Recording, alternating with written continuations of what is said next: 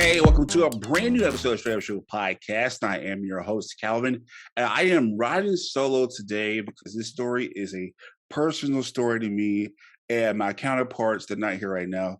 But this story is something new.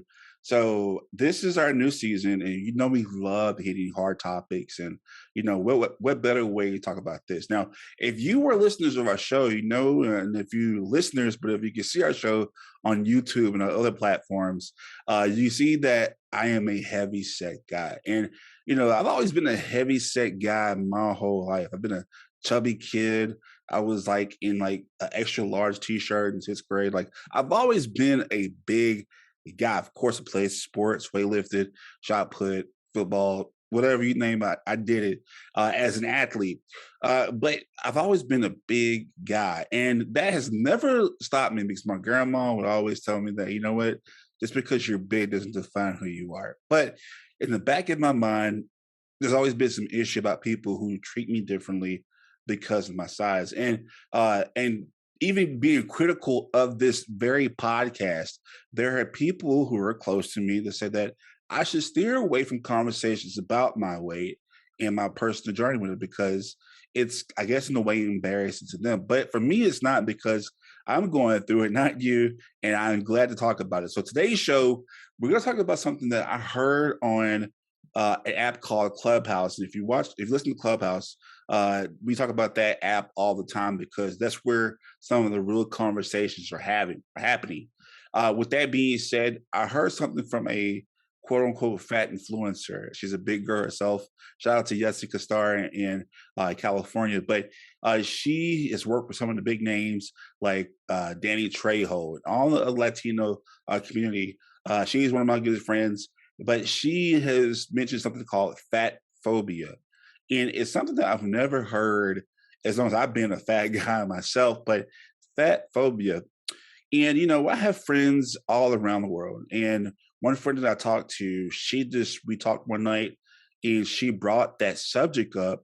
And I thought that I only heard it through Clubhouse, but she talked about it as well. So I had to have her on the show. And before I introduced her on the show, like fat phobia, in my opinion, what it means is that it's people who do not like you because you're fat and they treat you differently. Me working in media, I've actually dealt with this a lot. And I remember one of my biggest, during my internship in news, this role model of a anchor or sports broadcaster, I looked up to him and I asked, is there anything I can do to get better at this craft? And his advice for me was not to sound different or work on this, or his advice was lose weight or you won't do far in this business. And not only did it hurt me because it was people that I looked up to him. And that's the only thought he had for me was my talent and not that I can actually do or my size and that I actually have talent in this business. Needless to say, here I am, multiple awards later. Here I'm doing a podcast syndicated, and you know that person's doing whatever. So I never let that stop me, but it did bother me. So with that being said, we're talking about fat phobia today. And I brought somebody on the show today. She's a wonderful person, very beautiful. Her and I have had some definitely deep talks about life in itself. So help me welcome Miss Ridhi. Ridhi, how you doing, man? Did I get it right, Ridhi? It's Ridhi, but close enough. I'll take it. Ridhi, see? You see how bad I am? I'm just kidding. I knew it was Ridhi the whole time. Sorry. Thank you. Thank you for coming on our show today. Of course, thank you for having me. Yes, ma'am. So, you know, you and I have these deep conversations all the time. But this one right here about fat phobia, it really stood out to me. But before we get into that, just tell us about yourself, where you're from, etc. Okay. I'm from a small town called Wichita Falls. That's where I went to school. And I just moved out to DFW, man, 2.5, almost 3 years ago. So fairly new. I got here when COVID started. Didn't really get to do much. So we're figuring it out. But I'm 28 years old. I have struggled with my weight since I was probably like 4. So it's gonna be an interesting night. Yeah, so you're familiar with this subject all too well, and You and I, like, I really wish that you would come on the show a lot more because the conversations that you and I have, it's basically our show in a nutshell. And the way Ridhi talks about things we talk about, it is so inspirational and it is so mind blowing, and that you really wouldn't hear it from people her age. But that really makes me look at her differently and sets her apart from people of my age and her age. So, really, one of the conversations that we talked about was fat phobia. Because I actually came and I said, "Look, hey, you're over here, you're over here working hard, and she's really busy." But I'm like, I want to ask you. We're getting ready with a brand new season. What are some subjects that are mind blowing and it's really pushy that we could talk about? And one thing you told me was fat phobia. Like, why was that a subject that you gave me to talk about that most people really wouldn't think of? So I've been on my journey for, oh my gosh, off and on my journey for years. Um, and when you're successful in it, you know, you kind of forget about some of the things that you went through. And sometimes you don't really, you don't want to remember it because you don't want to remember those negative feelings and emotions that you had at that time. Um, Whereas I use that almost as fuel to get to where I'm at and to motivate me and continue to be successful in this journey. Um, because I never want to feel the way that I felt when I was being treated that way. But from somebody who's at my point, I also never want somebody who is going through their journey to ever feel that way again. So if I could be an ear or just a little bit of inspiration, like that's, you know, No, that's fine. That's a good. I love to hear that. You want to give back, and you yourself have gone through a weight loss journey that we're going to talk about here in a second. But uh, in your opinion, how would you describe fat phobia? Because this is a term that a lot of people don't. It's a trend that people are seeing, but some people are not aware of. How would you define fat phobia? that phobia is not necessarily somebody who is scared of somebody because they're fat, but they are going to treat you differently. They're going to look at you differently. The way that they talk to you, the way that they interact with you is just completely different. Um, and it has nothing to do with who you are, just your physical size bothers them enough to have them go out of their way to treat you worse than that they would treat somebody else. So, Right, right. And that means that there are people closest to you who are actually that make you feel like you're part of the fat phobia, your friends, your family. And it's crazy and mind boggling. But we're going to have more with Ridhi in her weight loss journey on the other side of the break and how she was impacted by fat phobia. Stay tuned. This is the Straight Up Show podcast. Being straight up means to be able to speak in a way that is straight up, to be honest, and to speak your truth. Raw, uncut, you know what I mean? It's blunt, straight to the point. This what it is. It's just a place to be open and honest, and that's what I appreciate most about it. And it provides a place for community members to come together and just be straight up with each other about things that are going on in the world, because it affects all of us.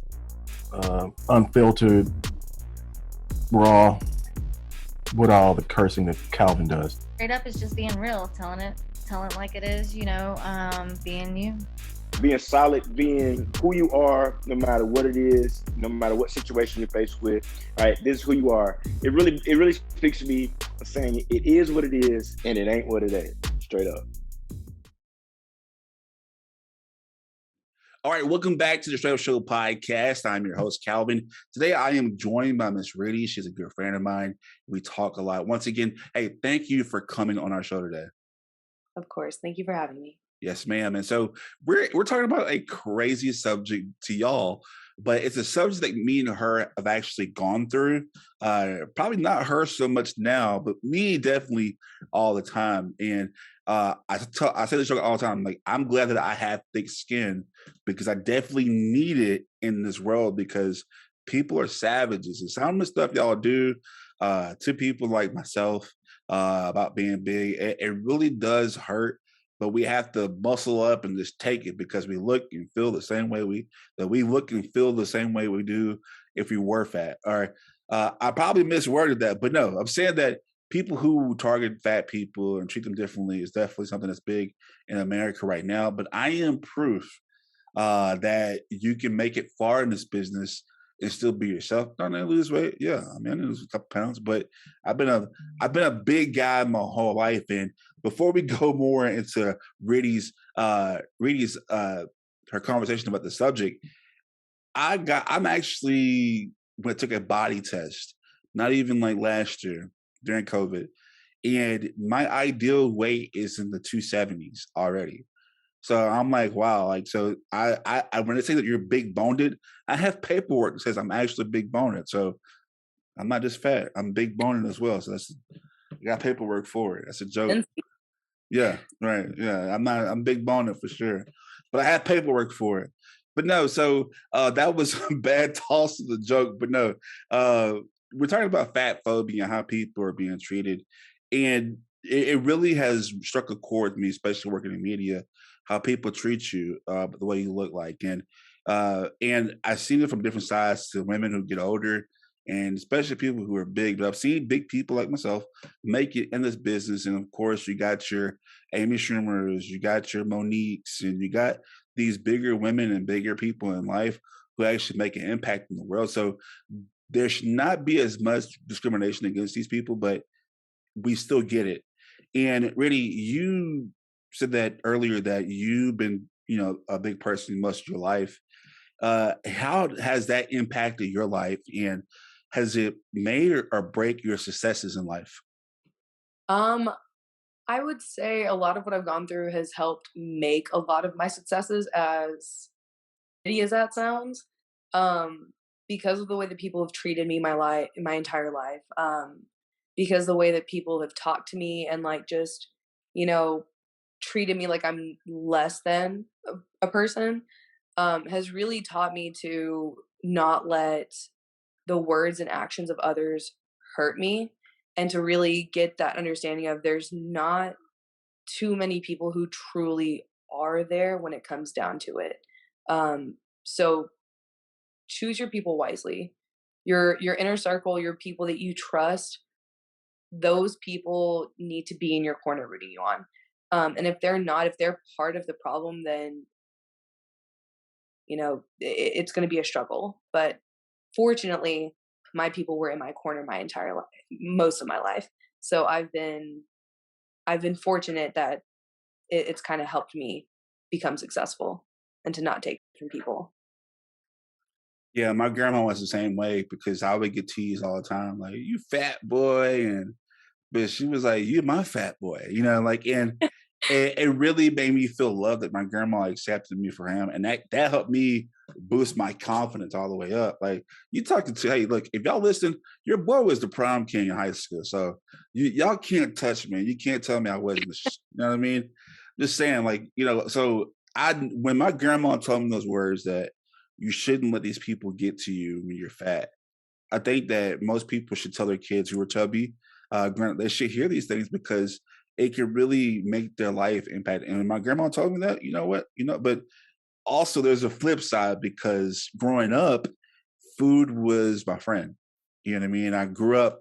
My mom's a pastry chef. My dad was a cook, and so we got some good eating, and being and I know where I come from, being a part of the community, we're part of the Black community, and we didn't have much money, and so we had to make do what we had. So part of that was part of it as well, but it's nutrition and stuff. Like, how was that? Did you have a problem with nutrition growing up, or it was like because food was my friend? But how about you? So food was my comfort. It it was it was my friend. As far as like, you know, we didn't have a whole lot growing up. That being said, my parents always made sure we had at least healthier options in the house. But from a young age, my mom started limiting and restricting me. I think I was like 5 the first time that I could remember like being told that I couldn't have something. But my brother was allowed to because he wasn't going to gain weight from it, but I would. So I remember from a very young age, um, being told that things were a no, even though those are the things that would just like help me kind of get through some of those rough days. Whatever rough day a 5-year-old could have because my crayons broke. Or Yeah. I think I was the same. I'm glad because I think I was the same way. Like, can I have this snack cake or can I have this little Debbie or no? Mhm. You know what? Damn it, I'm gonna get it right now anyway. And I like, yeah.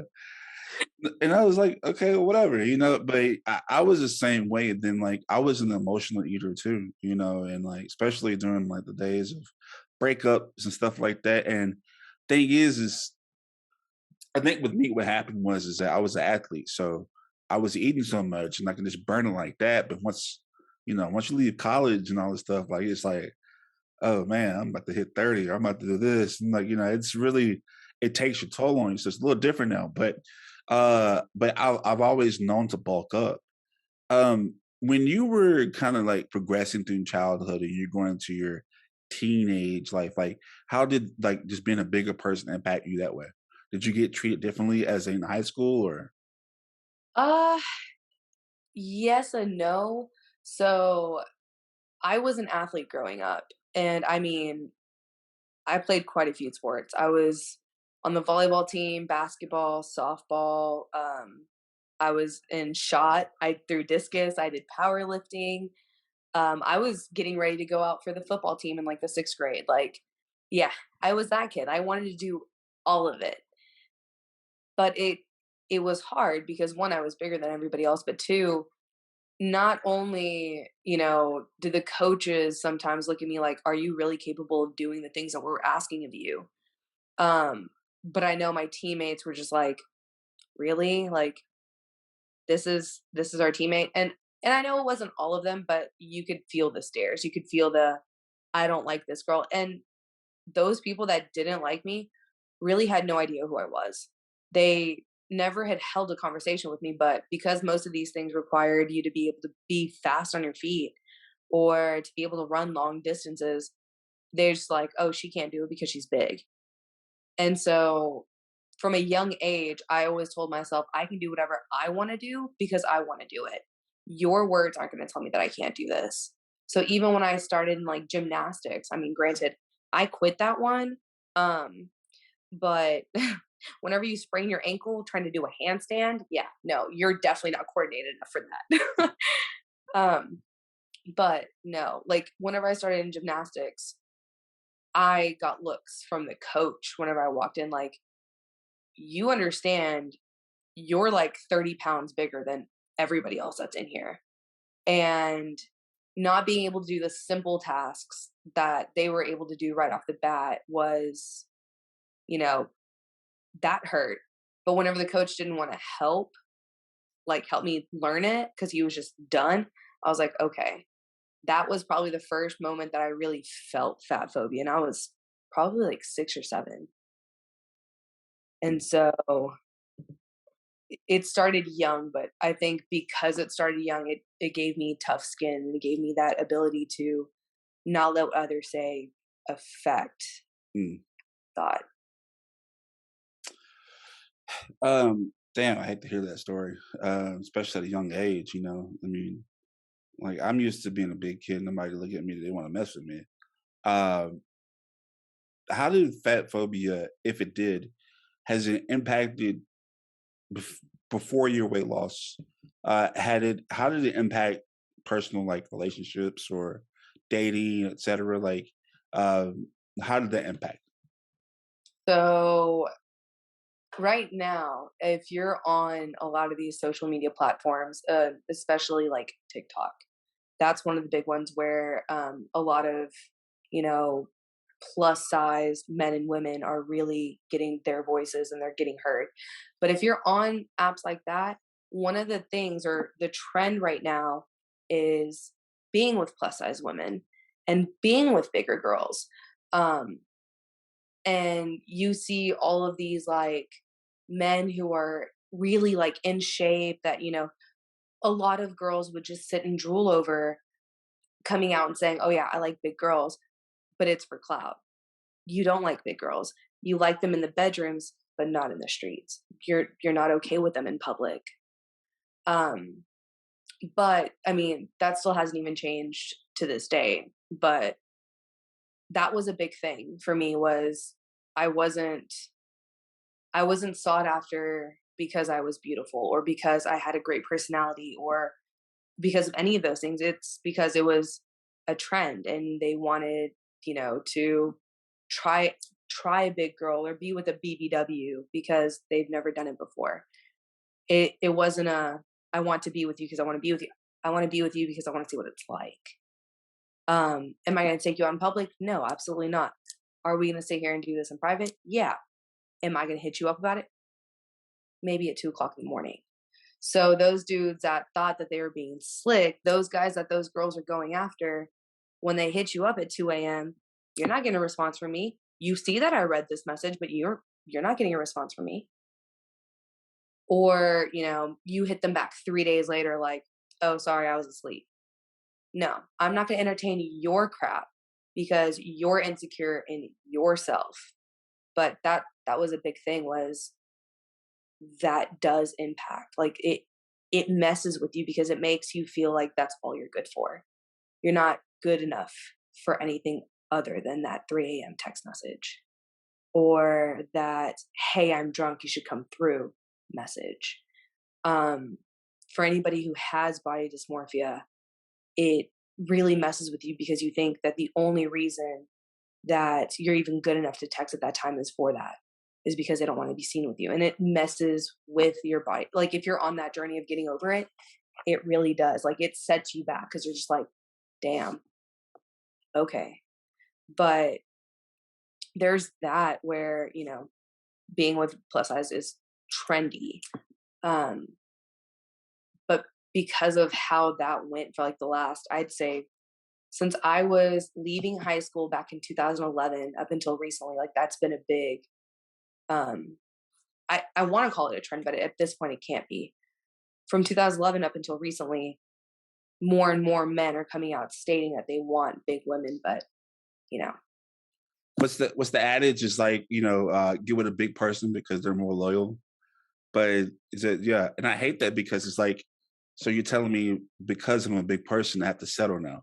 Like mhm, I'm like a hand me down. Like, you know what? Well, you know, this blonde hair, blue eyed girl, whatever, skinny girl, she's fine, she's what I want, but she likes to be a hoe or whatever. You know what I mean? But I wanted something stable, so I'm gonna go with a big person. Like, and it's kind of how I feel sometimes. Like, you know what? Well, he has his stuff together. He's smart, but he's the same person from high school. Like, I'm a little bigger than high school, but I literally have people that try to talk to in high school, same person, same kind of size. But now that they've, blew me off and they kind of come back, I'm like, all right, well, no, I'm good. No, I'm good. You got mhm, 13 kids now. I'm good. Like, but no, but I really feel those sentiments right now because like, uh, it's really something that's really bothering me, and it gets no better working in media at all either. It's horrible.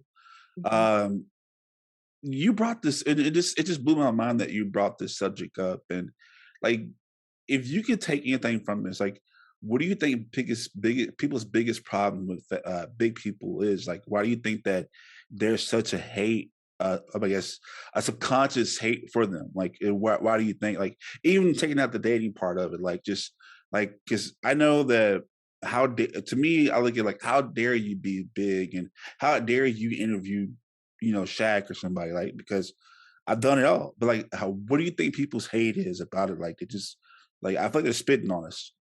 Oh, absolutely. Um, I feel like we're told at a young age, and we're taught at a young age that to be sought after and to be desirable meant to fit today's societal and beauty norms. And that is changing at the moment. But, 10, 15 years ago, it was blonde hair, blue eyed, stick thin, big chest, big butt, you know, flat everywhere else. That was what was considered beautiful. Now we're moving into a generation where, curves are now being embraced. So big women are being told like, yes, you're beautiful if you have this certain body type. So we're getting to a point where we're becoming more open with it, only in ways that we're okay with. So whatever you see in like the media, like models, like plus size models, that's what people are okay with because that's what they're being taught is okay. So companies like Torrid that are coming out and they have, uncontroversial or not uncontroversial, unconventional models. Their models don't fit a certain type. Like they're not the curvaceous, size 12 hourglass shaped women anymore. You've got women that are proudly flaunting a fupa. You've got women that are showing stretch marks. Like it's moving in the right direction, but we don't have enough of that representation out there for women to be comfortable like that. Like right now, what we're seeing is Coke bottles. So we're moving in the right direction. It's just taking us some Yeah, time. it's definitely gets some time. Like it, and I, like me, I'm weird. I get really impressed when I see somebody who looks like me on a big network, like ESPN, or because I'm like, dang, like you did it. But being a big person, it does have its flaws, and not because of what people say, the health part of it. And we're going to talk more about the health part of it on the other side of the break. Make sure you stay tuned to the Straight Up Show podcast. The videos and images displayed all across the world cannot fully express what the people of Ukraine are going through. This senseless act of terrorism has cost many their lives and forced millions of Ukrainians out of their homes. Yet it's the Ukrainians' pride and resiliency that has inspired the entire world. So we here at Straight Up ask you to stand for freedom, stand for human rights, but most importantly, join us as we stand with Ukraine.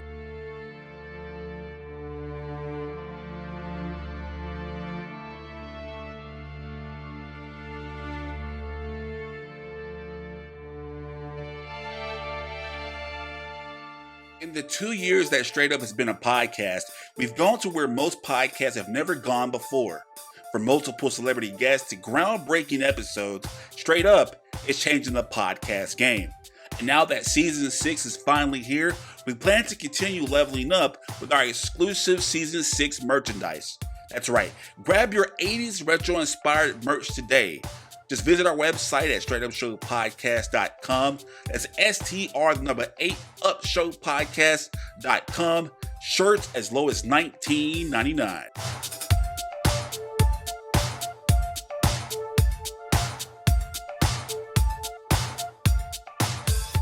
I'm Sultan Salahuddin from Southside Season 2 out right now. Make sure you tune in to the Straight Up Show podcast because that's where it's happening.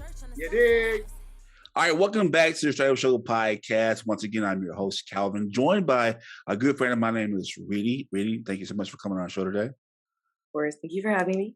Yes, ma'am. And we're talking about fat phobia and how people are being discriminated against because of their size.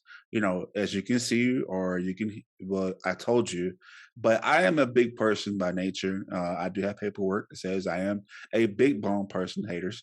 And that, and Ridhi herself has gone through some discrimination as a person plus size. And me, I am not oblivious that being a big person can impact my long-term health. Trust me, I try to work out. It's not working out. I'm just kidding. It's a joke. But, or here's another one for you. I have a weight problem. I can't wait to eat. Like there's so much about me and food. It is an addiction. It is hard. It is hard. It really, I tell people all the time that like the food is my drug because I don't really drink or smoke, and like food is my drug. I would rather get high and get the itis and just pass out because that's my drug. That's how I look at food. It is my addiction. It is one of my vices, big vices.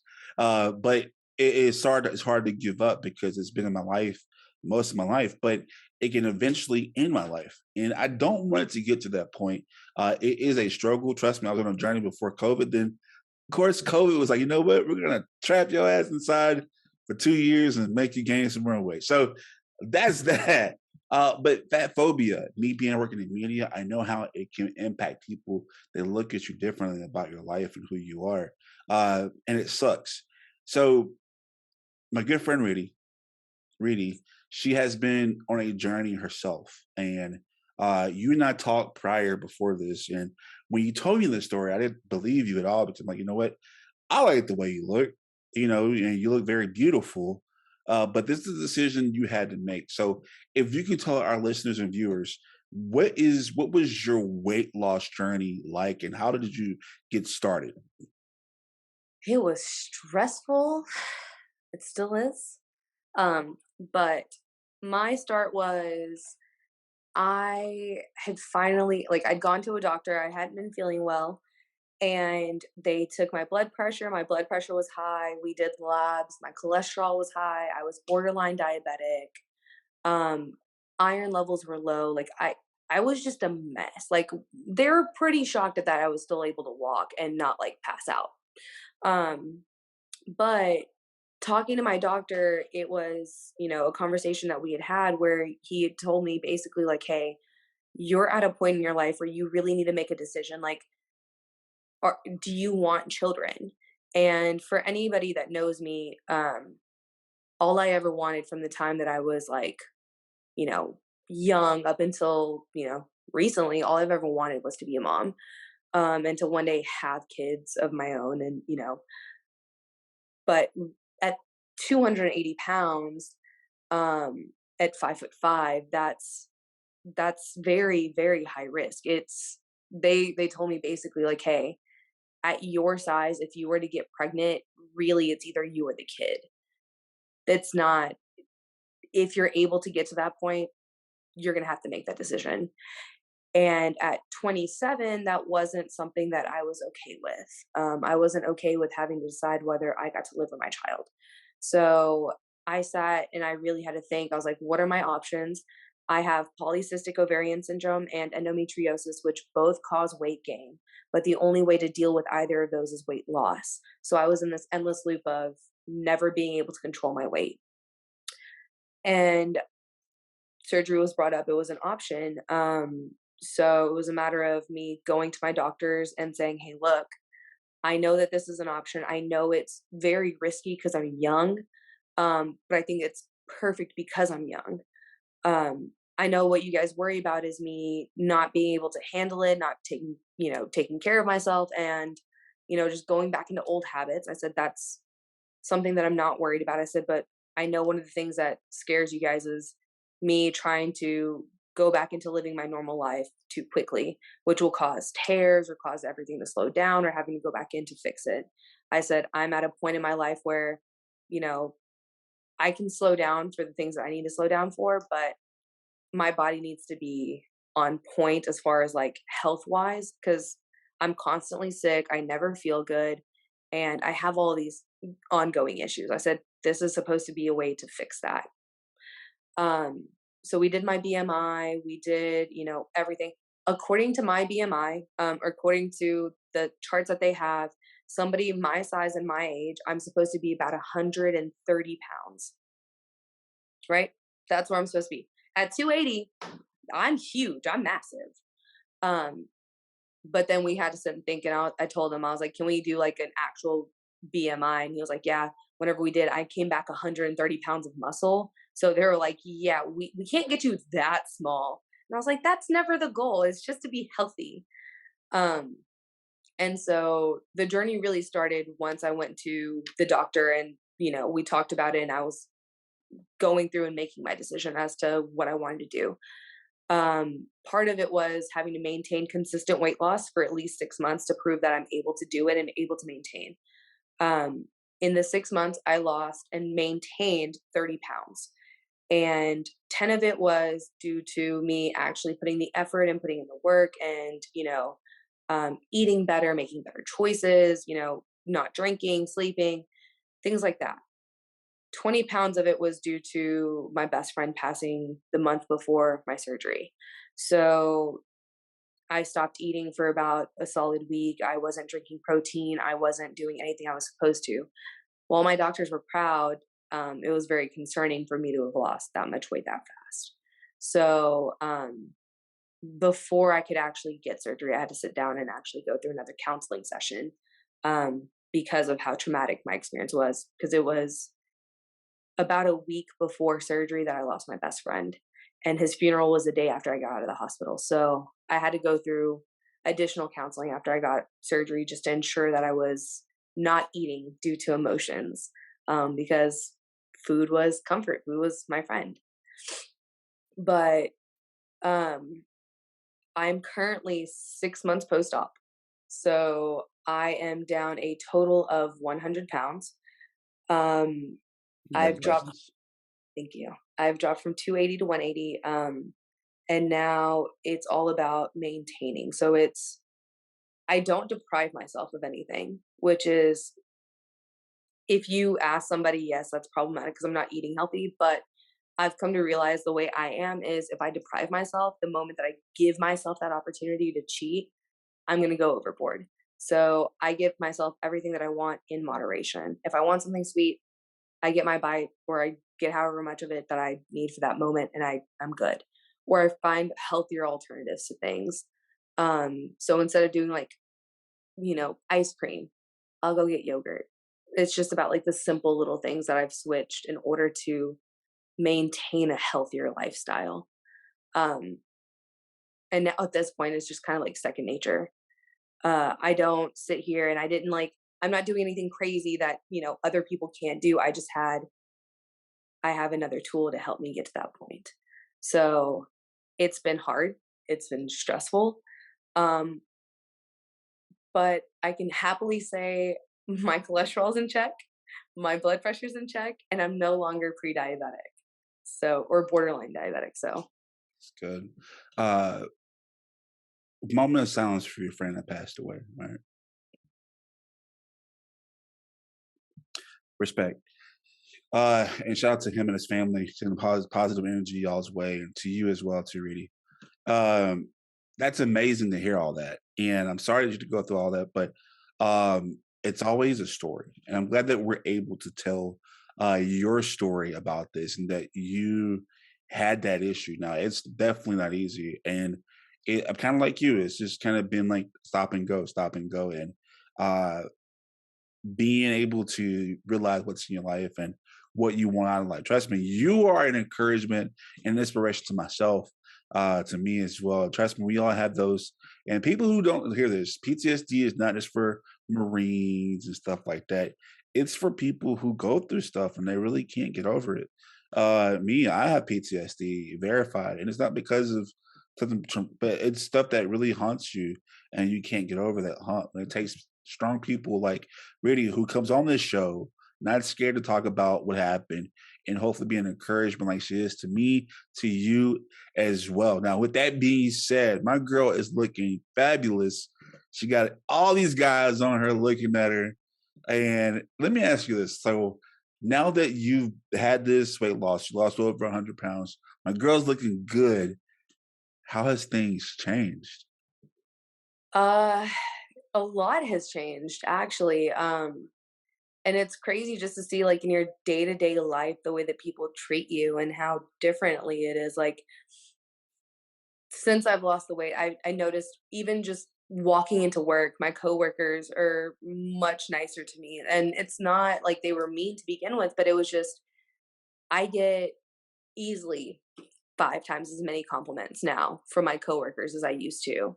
And it's nothing like, "Oh my gosh, you look so," no, it's just, "You look very pretty today." And it's just one of those casual comments, and I'm just like, "Oh, thanks." I look exactly the same. My face looks exactly the same. It's just thin. That's it. It's thinner, sorry, not thin. But thanks, I guess. Um, the way that men talk to me and approach me is very different. The way women talk to me and approach me is very different.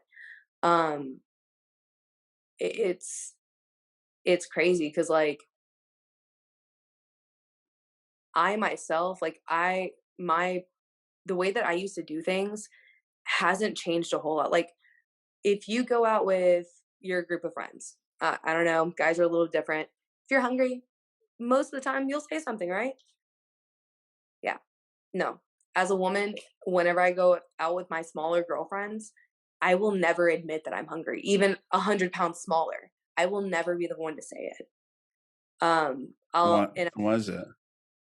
so I used to get looks all the time when I was bigger. Like we could go out to the mall and we'd be sitting there and like people would sit and stare at the table and like I could have just gotten my food and I could have just started eating and people will look at me like, of course she's the one that's eating. Like of course she's the one that's hungry. Um and I mean I can't tell you how many times people call me fat to my face. And I'm like, okay, what's your point? Like, did you accomplish something? No. All right, I'm gonna go back to enjoying my food. But like that's, those looks are hurtful, especially whenever you're getting them younger. And I did. I got those looks whenever I was like 12. Um, so I would never be the one to say, "Hey, I'm hungry," or "Hey, can we stop and grab food?" I would legit just sit and wait for somebody else to say it. And even then, if we were in a place that wasn't like a restaurant, if we were just like walking or whatever it was, I wasn't eating because I was so self-conscious. Um, so yeah. Whereas now, I'm not as self-conscious, but I'll still never be the one to say it. Like I still can't go to the mall and eat something.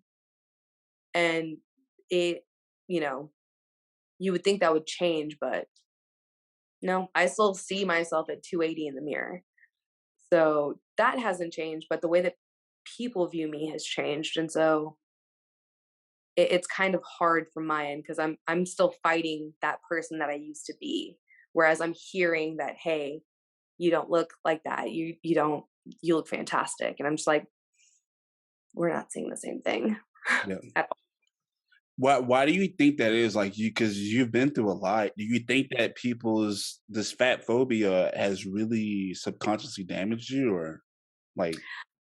I think because I started dealing with fat phobia at such a young age, um, it caused body dysmorphia at such a young age. And as much as I've sat and I've worked on that and I've worked on myself and as confident as I may have been, even as a plus size woman, it didn't change the fact that I would look in the mirror and sometimes hated what I saw. Um, it didn't change the fact that I was having a whole Mulan moment, like, who is this girl I see? You know? But it's just it's hard to cope with. It's a lot mentally. And I mean, going through and seeing your body change, your sizes change, everything is changing and getting smaller, but you're looking in the mirror and you're not seeing that. That in and of itself is just a whole other fight that you got to do mentally. And not too many other people understand that battle. So, yeah, like I go through that and I'm just like, Trust me, I get it. I trust me, and I work in media, so I'm like, "Ugh, yeesh, yeesh," and I like put makeup on, like, put some powder on very quick to cover up the ugliness. But for me, like, okay, so breaking a couple things right quick. When I message you, what's one of the biggest things I talk to you about when I message you? But what did I always tell you every time I talk to you? Mostly, I mean, you always tell me that you think I'm smart. besides that one, besides that part, Okay. it's a compliment usually, Well, you always tell me I'm pretty and and that's beautiful. true. And that's true. Thank you. Even before the surgery, it's not just like I guess a flirt thing. It's more of like I see beautifulness in you, and so and like whether it's 100 pounds less or more, I'm somebody that's going to keep pushing you. Say, you know what, you're beautiful, embrace it. So if you ever need encouragement, some days you don't want to look in the mirror, like tell me because I'm going to make sure that you're beautiful no matter what. Secondly, you need a fat friend. I'm like, I'm just kidding. Like, you need a fat anybody to go out with you and say, hey, you know what? We can eat and not feel so ashamed. I'm just kidding. No, because I I have am me. the bad friend. No, I have a person who is smaller than me, and they are my fat friend. Like, we go out to eat all the time. Like, all right, cool. You make me feel like Oh, I can eat. Yeah, yeah. I know exactly which friend you're talking about. I have one. She just moved away from me, but I know exactly what type of friend you're talking about. Yes. So just let you in the DFW, I'm in DFW, we can do that. Secondly, and this is me on my soapbox, because I feel like those people who really I guess in a way, crapped on me when I was if I do reach my when I do reach my weight loss goal. When I do reach it, I'm gonna have those people who were haters of me, which I get hate all the time. But like, do you ever feel like since you are 100 pounds lighter, you just want to go up to them and just like flip them off and just say, just You know what's crazy? No, because you would think that that would be an initial response is to go, say "F the haters." But like really those haters are kind of what pushed me to get to this point to allow me to be successful because like if it wasn't for them sitting here hating all the time, I mean, granted health reasons, but like if it wasn't for them sitting and hating all the time, would this have really been a consideration? Cuz like yes, I wanted to lose the weight for health purposes, but I mean, I have to be honest and have to really talk about it. Like, yes, health is one of them, but since weight loss, like, yeah, dating has changed.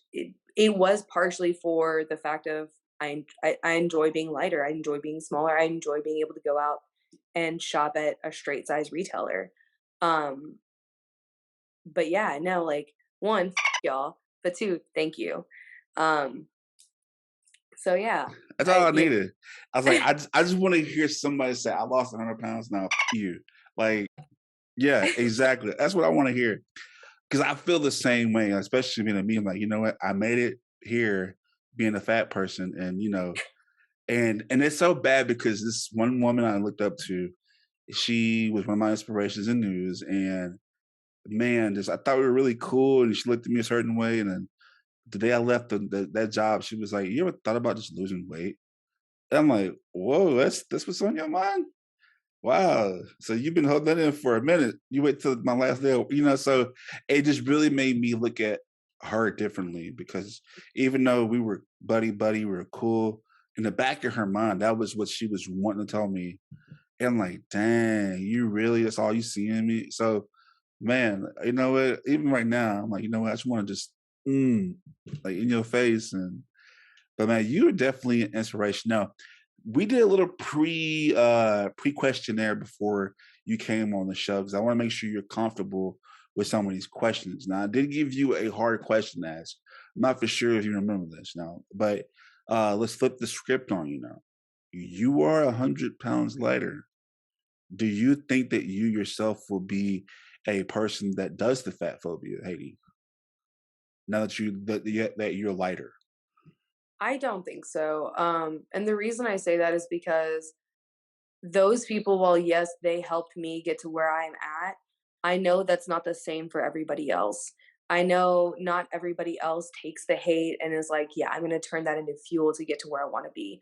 For others, that could be the that could be the last thing that they get before and I hate to say it this way, but like that could be the last thing you hear from somebody before the next thing you know, you're getting a call at 3 o'clock in the morning saying, "Hey, they slit their wrist," or "Hey, that they did this," or "Hey, they did." So I know it's not the same for everybody. So I think because of that, I could never be somebody who was fat phobic because I came from that. That's where I was not even a year ago. So I definitely couldn't be that person. Yeah, man, and it sucks because people are cruel. My uncle was cruel. I was like 6 or 7 years old, a fat kid. All right, you keep being fat, you're gonna wake up dead. I'm like, first off, how am I gonna wake up dead?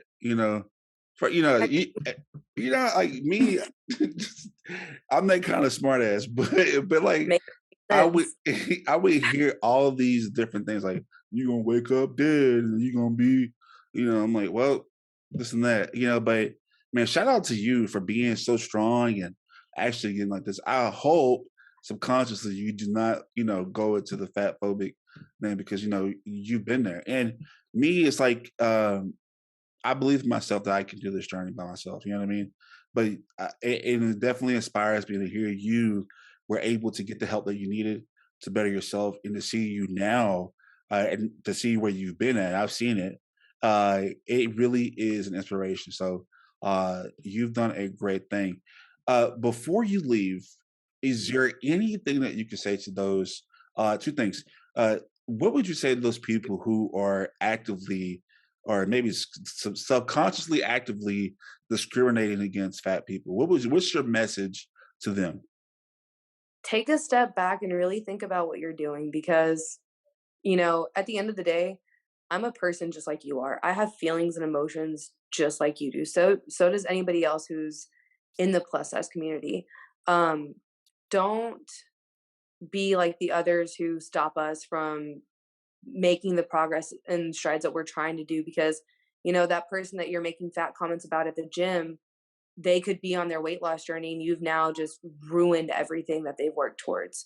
So don't be a menace. Go be encouraging. Go give somebody a compliment, even if it's the smallest thing, go help brighten their day because you have no idea what that person's going through.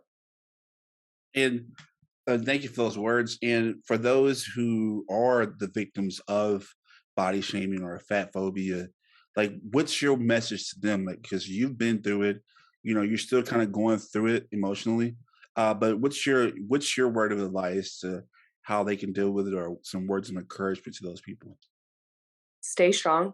Don't give up hope. I know it may seem dim at the end of the tunnel, but there's still a light there. It's still there. It's still, you're gonna make it. You're gonna be okay.